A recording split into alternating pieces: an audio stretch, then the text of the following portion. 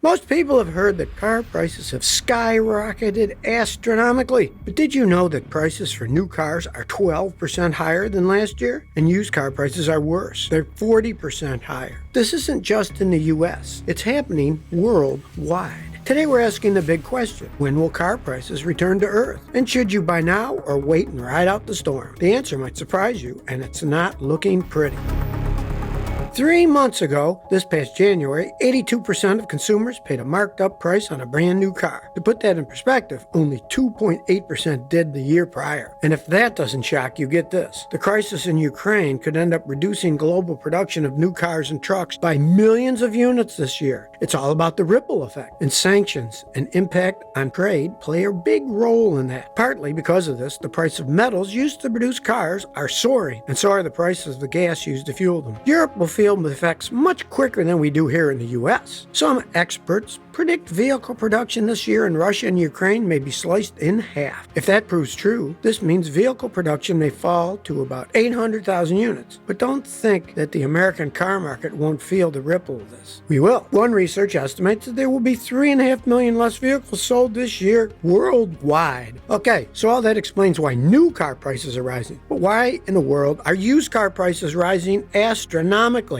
After all, used cars don't need new metals or semiconductor chips since those cars are already built. Well, did you know that only 1 out of every 5 car purchases is a new car? That means 4 out of 5 purchases is for a used one. Inflation, rising car prices, reduced inventory of new cars means that many consumers can't buy a new car. So they're at the used car market for an alternative. The uptick in demand is driving up used car prices. But it's not just that. Some consumers have an old car that they want to trade in for a new one. But since new cars are more expensive than before, they're holding off on the purchase. So they're hanging on to their old cars for now, which now impacts the supply of used cars. If you have a specific make model you're wanting to buy pre-owned, not only is the price higher than you expected, but there's much less of it around too. Most used car retailers are reporting a combination of high demand and low stock, and this is what's pushing used car prices to record levels. At the end of the day, whether it's a new or used car, it's the car sellers who are having a ball, but it's terrible news for the consumer buying a car. But there are other factors and phenomena happening too. Online sales of used cars are becoming more and more popular. The number of used cars that have changed hands so far this year is 11% higher compared to last year. That equals more than 7.5 million secondhand cars. You'll never believe what else happened. This year is becoming the year of the EV revolution. We're talking a record high demand for used battery-powered cars. The demand for used EVs rose an unbelievable 119%. That's with more than 40,000 transactions. You might be surprised to learn that the reason behind skyrocketing prices in the first place doesn't actually go back to the Russia-Ukraine war. Truth is, prices started rising sharply since 2020. That's right, when the pandemic hit the globe. And it hit the car market hard. The pandemic interrupted the production of the silicone chips, which run the multitude of processors that control systems, controls, and functions on board your vehicle. Everything from engine controls to power seat memory functions. These chips are imperative for car makers. Limited supply of chips also had a real domino effect. It's already been 2 whole years and car makers are still struggling with reduced supplies. They're still months away from having the amount of chips needed to return to full production, maybe even longer. Some estimate that the supply will be normal by late next year in 2023. But did you know that EVs will see the steepest price hike? That's because the price for nickel is skyrocketing. Cars like Tesla Model Y, Audi e-tron, and Mercedes EQS all have one thing in common. The batteries are made with, you guessed it, nickel. Look, a Mercedes EQS has a starting price of $102,000. But higher metal prices mean the car may be priced $11,000 higher. Really, all car prices are expected to continue rising over the next few months. Don't forget inflation worldwide, and the car market is not immune to it. The pandemic and supply shortage, and now the crisis in Ukraine, all mean low inventory of cars. So car dealers are continuing to raise prices. Inflation hasn't been this high in years, 40 years to be exact. It's at 7.9% in the U.S. now. That's the fastest pace of inflation since 1982. That's why an average new car costs a whopping $46,404. And the average used car costs around $29,000.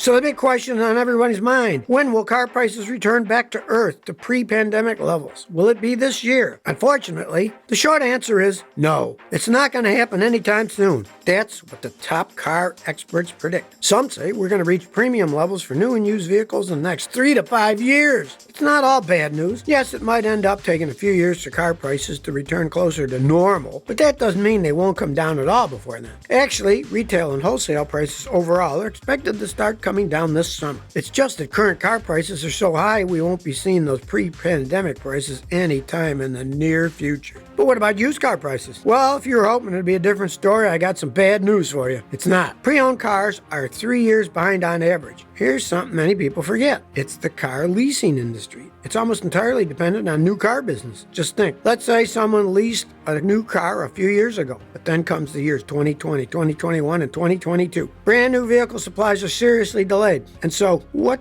does the consumer do when their lease ends? Some chose the faster option of buying a used car, and that just starts to slowly bump up the prices of other used cars. So what needs to happen for prices to go back down? Transaction prices could start leveling off when supply of cars gets closer to demand. Automakers will be able to produce enough new vehicles to begin meeting demand by about late 2023, maybe early 2024. While we can expect to see car prices continue to rise, there's one thing you shouldn't expect: discounts. In pre-pandemic days, you could walk to any car dealership and you normally find signs advertising exclusive offers, discounts, finance incentives, and even freebies. Anything to lure customers into their showrooms. When dealers had too many cars and not enough customers, they would negotiate prices to get the cars out of the door. But that's not the story today. It's the opposite. There's too many customers and not enough cars. So car manufacturers and dealers have no real incentive to reduce their prices. Why should they, when they barely have any new cars to sell in the first place? Now, you may find the occasional deal around, but it'll be much less generous than you normally expect to see on new and almost new cars. Car dealers aren't trying to rip you off. They're just trying to take advantage of the situation and marking up the price, because the demand for new cars is there. And they know there's going to be a willing buyer who can and will pay the higher price for new cars.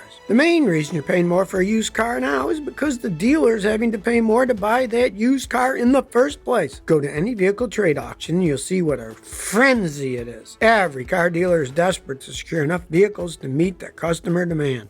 The pandemic has transformed the industry. When it first hit the world, dealer lots were stripped bare. This caused car companies to start pulling back on incentives. Take Ford, for example. Did you know that Ford plans on creating a new dealership model for their upcoming EVs? This model would involve a commitment to carrying no inventory, selling at non-negotiable prices, and operating with scaled-down facility. While no car company was happy when the pandemic hit, it did have some positive effects. For one, it's shown automakers and dealers that a leaner inventory situation can actually make them more profitable. Because of this, dealers will probably start carrying less inventory in the future. But that won't help car prices. Limited inventory means elevated prices. New cars are going to be in short supply well into 2024. And the number of used cars on the market could even be a few years behind that. We can only make our best guess about the future. What about the future of Western car companies in Russia? Many experts say that it'll be rare for a Western company to reinvest in Russia after this crisis. Any automaker currently exiting the Russian market will most probably turn their current leaving the market into a long-term exit strategy from Russia. So should you ride out the price storm and wait until 2024 to buy a new or used car? Well, you could, but there's no real point to do so. Depends on your situation. If you have a second car that you don't need, it's smart to sell it now when prices are high. Your pre-owned vehicle is worth thousands of dollars more than it was just a few years ago. And if you're trading in a car to get a new one, then the higher price on your used car can help offset the higher new car price a bit. Here's the thing. Yes, there aren't as many vehicles on the market as there once was, but there are still vehicles on the market. They haven't all disappeared. If you're looking to buy a new ride, you just have to adjust your perspective and process for buying a new car, because it's not just your wallet that's impacted by this market craziness. It's also the purchasing experience as a whole that's changed. You need to be proactive, and you need to be patient. You don't necessarily have to take whatever price is offered to you. And all you have to do is drive to the next dealership, and then the next one, and then the next one. See who does less markup. Of course, this means it'll take a little longer to find the right car. We're talking weeks or even months longer. It doesn't mean you won't find a car, you can, but you just need to be flexible and patient, and eventually it will pay off. This is just how things are right now and will be for another year or so. This is the new reality. You might have to prioritize what's most important to you. For example, color of the car's exterior. Are you willing to sacrifice your preference if you find the model you want and it's available and better priced than the one that has the color you love? Now, more than ever before, you might want to reprioritize your list of what's most important to you personally. But now you tell me, when do you think car prices will return to earth? Are you shopping for a new or used car now? What are dealerships doing from your observation? Please share your experience by commenting below. If you like this video, please like and subscribe. Thanks for your support.